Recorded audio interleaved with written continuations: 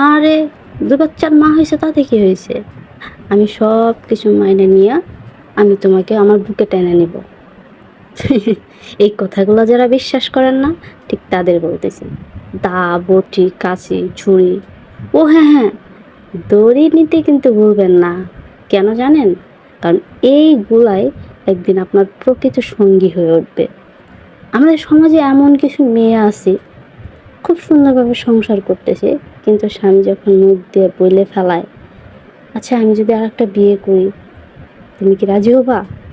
তখন কিন্তু আপনার সঙ্গে সঙ্গে হ্যাঁ বলে দিবেন। তার কারণ হচ্ছে আপনার স্বামী যদি আপনাকে এতটাই ভালোবাসতো, এই কথাটা কখনো মুখের মানে ঠোঁটের ডগায় আনতে সাহস পাইতো না। যেহেতু সে এরকম কথাটা বলতে প্রকাশ করে ফেলাইছে, তার মনে একটু না একটু জায়গা তো আপনার জন্য কমতি আছেই।